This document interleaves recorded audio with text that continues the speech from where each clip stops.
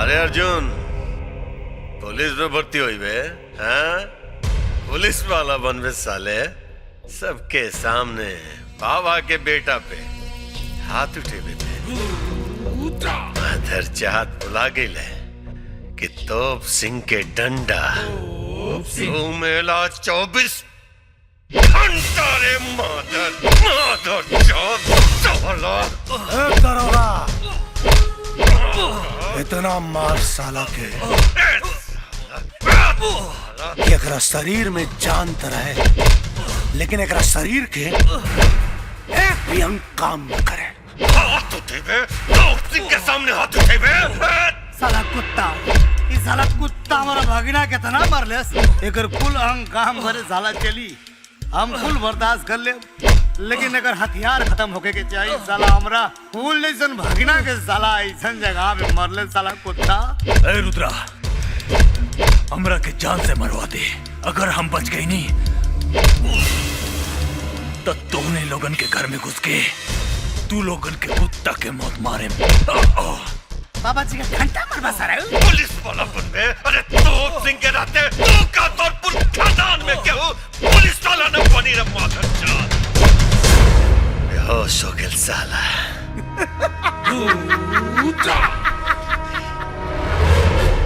साला बेहोश हो गई। बाबा, आज पहला बेर तोप सिंह के थाना में आईली है। ऐसे हमार फर्ज बनता कि राउर को सेवा सत्कार कल जावे। हाँ? ना दरोगा, सेवा देना तोर खातिरदारी हम करे, हमरा के पार्टी देना देबे। हम तोरा के पार्टी दे। आज जशन होई दरोगा, हमरा तरफ से तोरा खातिर। भानु प्रताप जी, भानु प्रताप जी।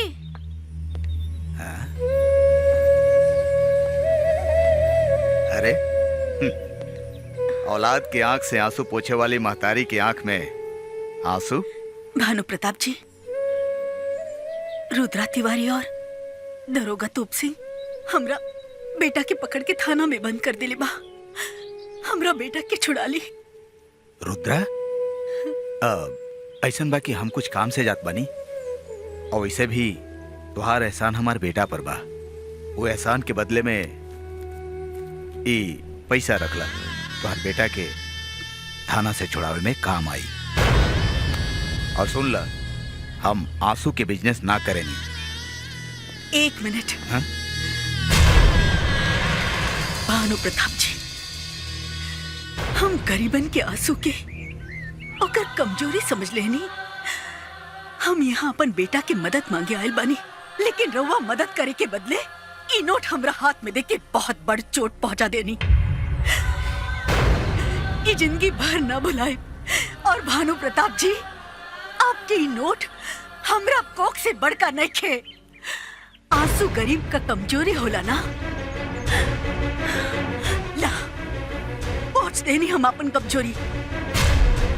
और ये अपन पैसा पकड़ा, काहे से कि हम यदुवंशी अपना आन और शान खातिर अपन जान भी दे देवेनी। हाँ।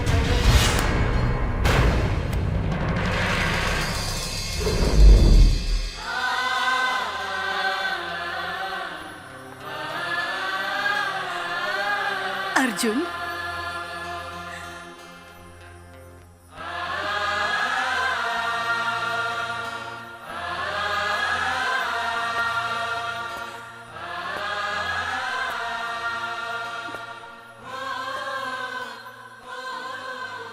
माई बात का हमरा के माई।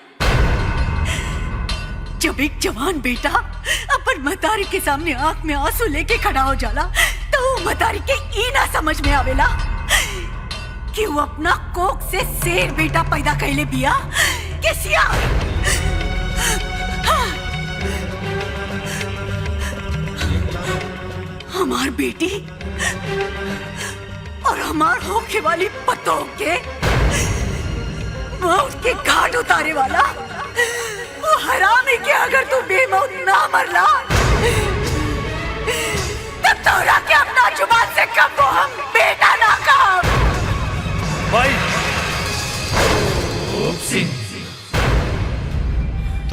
बॉक्सिंग के डंडा घूमेला 24 घंटा।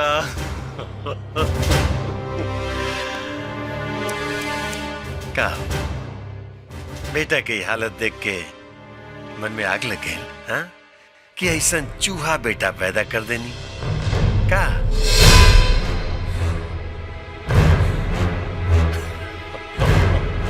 चूहा बेटा पैदा कैले बानी कि शेर? इ तो वक्त बताई दरोगा। अरे बाप।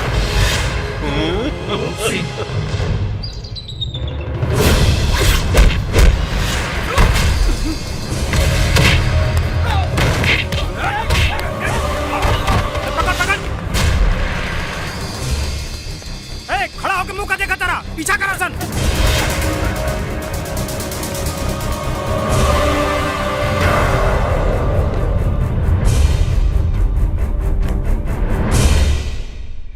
नथुनी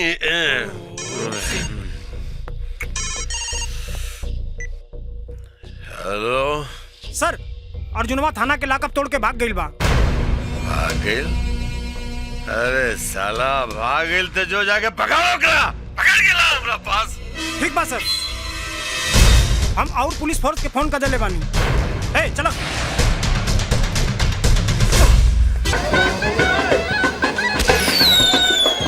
देखा बारात आ गई।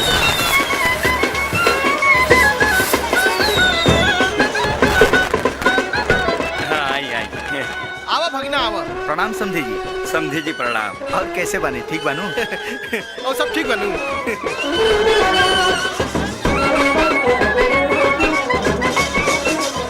बाथरूम जाए के बा?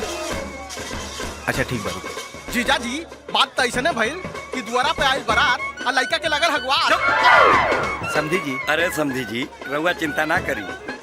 ये बचवा, इनका के बाथरूम ले जा। जा बेटा जल्दी आ।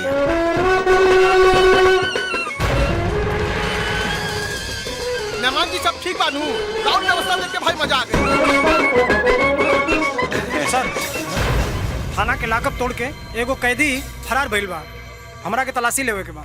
ऐजा सब व्यवस्था भइल बा, फिर भी रहुआ के अपन ड्यूटी करे के बा, तो रहुआ तलाशी ले सकेली। ठीक बा सर। ए आवा। पता नहीं का भइल। हाँ जीजा जी।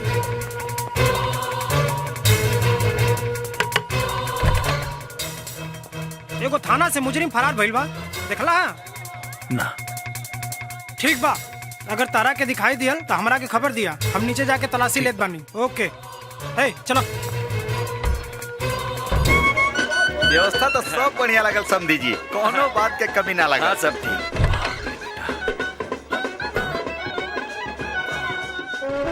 पता नहीं कहाँ इतना देर लगा था। आओ बिटिया। अरे दामाद जी, उन्हें कहाँ जाता नहीं? मुहूर्त के समय निकल जाता। रहुआ चली आई आई आई। चलिए आई। हाँ बैठी। आई आई बैठा। हाँ पंडित जी ब्याह शुरू कराएं। आई समझी जी। हाँ। ओम शुभ मंगल मांगल्ये मंगलम भगवान विष्णु मंगलम गरुड़ध्वज मंगलम पुंडरीकाक्ष मंगलाय तनो हरि सर्व मंगल मांगल्ये शिवे सर्वार्थ साधिके शरण्ये त्र्यंबके गौरी नारायणी ओम सतिना इंद्रो वृद्धश्रवा सतिना पूका। अच्छा फूल ले। सतिना इंद्रो वृद्धश्रवा सतिना पूका विश्ववेदा। आई ले, आई सेनुर ले। आप सेनुर पहनाई।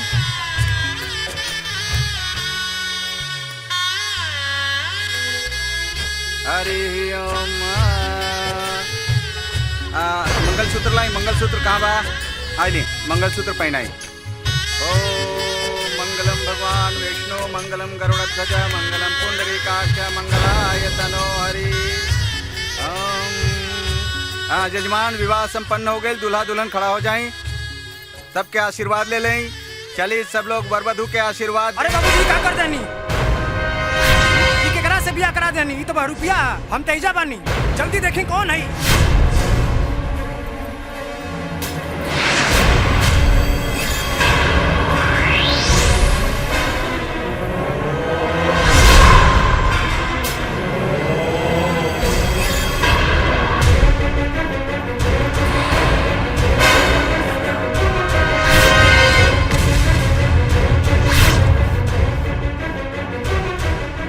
ई का तमाशा है? तू के हवे रे? समय के मारल एगो मजबूर आदमी, जे मजबूरी के चलते ये सब हो गई। तू ही हवे वो मुजरिम जे कुत्ता जैसन पुलिस तोहरा पीछे पड़त था। हम मुजरिम ना, हमरा के मुजरिम बनावल गइल ह। तू मुजरिम हवे या नहीं ई तो के तब पता चली जब हम दरोगा के बुलाई। ए पंडित, गाट खोल दा, अपना बेटी का दोबारा शादी करवाई। लेकिन सेठ जी, लेकिन वेकिन कुछ होना, गाट खोल दा। बाबूजी, ई गाठ के मतलब समझे नहीं? जे समय ई गाठ बंद जाला उहे समय लड़का और लड़की के बीच संबंध गाठ की तरह जुड़ जाला। लेकिन ई गाठ एक बाप करे वाले लड़का के साथ बंध गई है। बाबूजी, इनका हाथ से हमरा मांग में सेनूर पड़ल बा। बाबूजी, अब ई जे भी होखे, जैसन भी होखे, ई हमार पति बाड़े। तू चुप करा। ए पंडित, गाठ खोल दा, हम अपना बेटी का दोबारा शादी करवाई। ए महाराज, बेटा के बियाह कोनो गुड्डा गुड़िया के खेल है कि तोहार बियाह लेके से हम अपन बेटा के बियाह करी। चला चला सब लोग। चला ना बियाह होई। चला चला समझी जी, रुकी रुकी। सुनी बाबूजी, हाथ उठा के हमने दोनों के आशीर्वाद दी। बाबूजी, आशीर्वाद ना, एकरा के गोली जरूर मार दे। रुक जाए बाबूजी। पहला गोली राउर बेटी पर चली, ओकरे बाद राउर दामाद पर चली। एक बात कान खोल के तू सुन ले काजल, जाए के हो तो जा, दोबारा कबो इस चौखट पे कदम मत रखिया। जा, चल जा।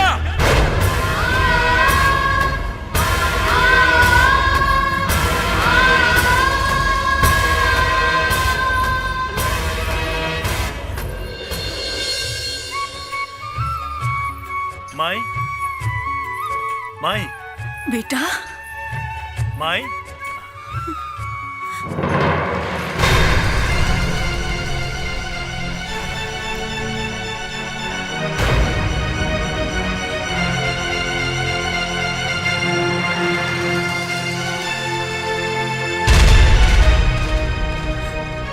नैना, नैना,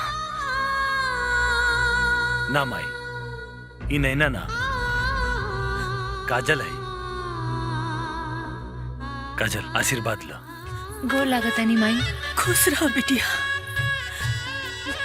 बाकी बेटा, ई दुल्हन के लिबास में माई, ई तोर पतो है।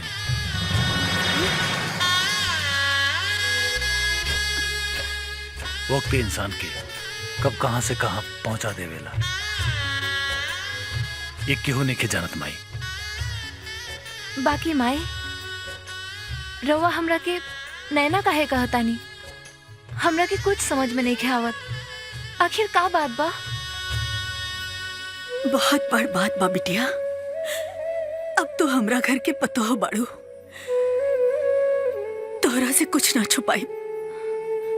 चला हम तोहरा की सच्चाई बतावतानी। आवा।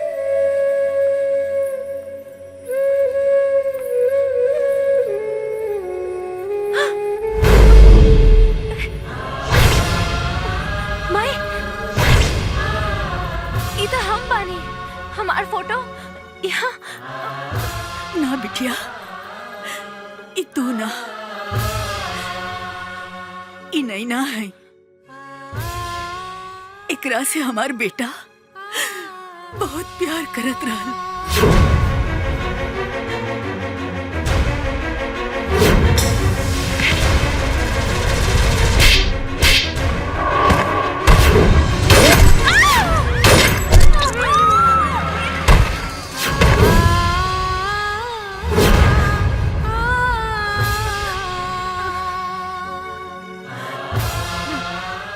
हाँ बिटिया,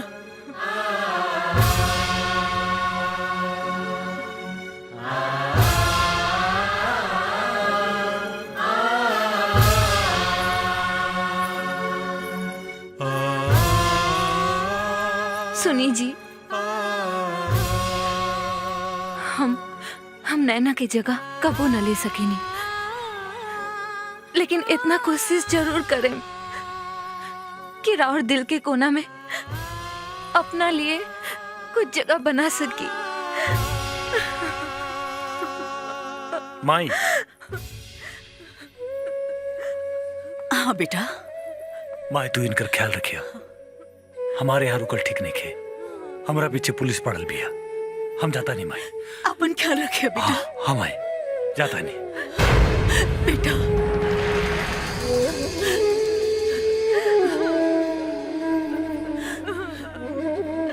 माई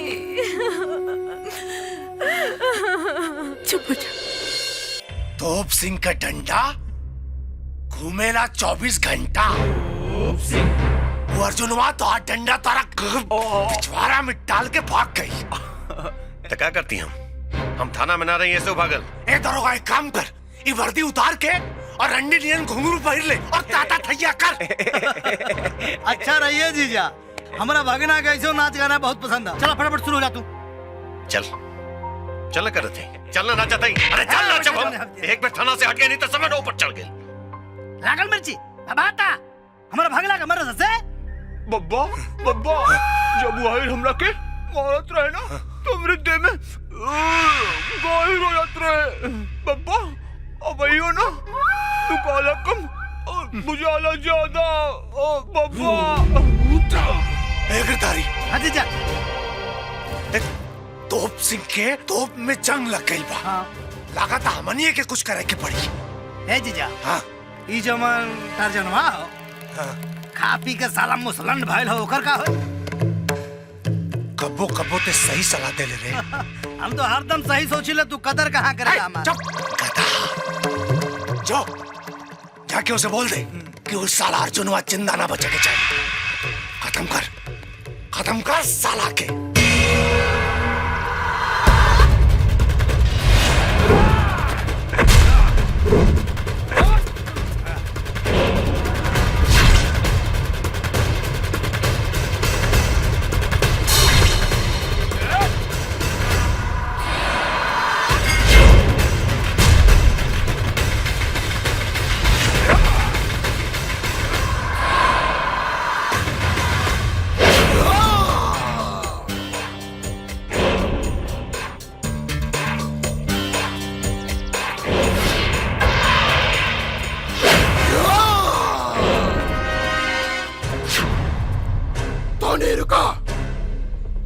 मच्छर मसले के खातिर हम टार्जन अकेले ही काफी बानी।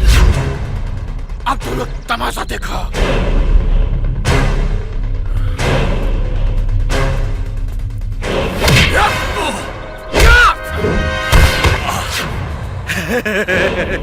अरे पहलवान भाई तू के बाड़ा? ये तो राके रुद्रा बाबा ही बताइए। हाँ ओ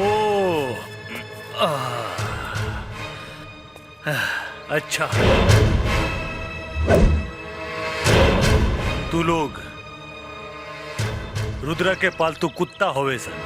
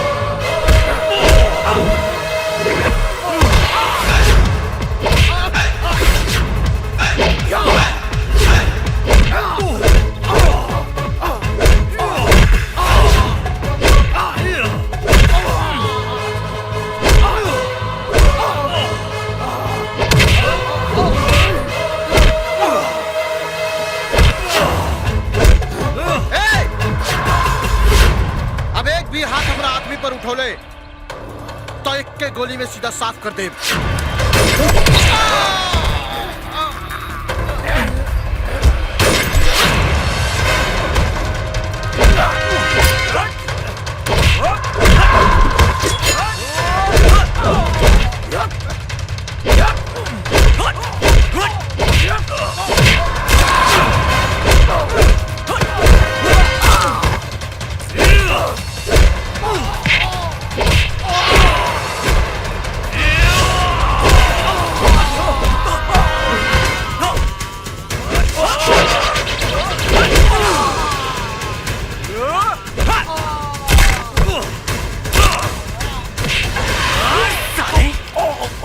हमरा दोस्त के तन को चोट लागेला तो दर्द हमरा के हो और तू लोग हमरा दोस्त के मारे चाहले।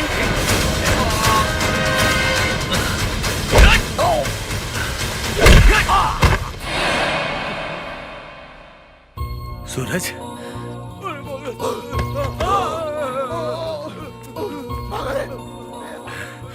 अरे सूरज, तोहरा के वर्दी में देख के हम बहुत खुश बानी। अर्जुन ये सब रुद्रा का आदमी रहे ना? हाँ, ये सब रुद्रा के पालतू कुत्ता रहले सन। चल यार, सबसे पहले माई का आशीर्वाद ले ली। ना यार, हम घर ना जा सके नहीं। काहे कि हम थाना के लॉकअप तोड़ के भागल बानी। काहे? नैना और किरण के मरला के बाद और तोहरा गैला के बाद रुद्रा के लेगा के मारे हम रुद्रा के घरे पहुंचनी। वहां दरोगा तोप सिंह हमरा के फंसा के थाना में बंद कर देहलस। तो एक काम करा, तू कहीं जाके रुका। अब हम घरे नहीं, सीधा थाना जाइब। ठीक बा?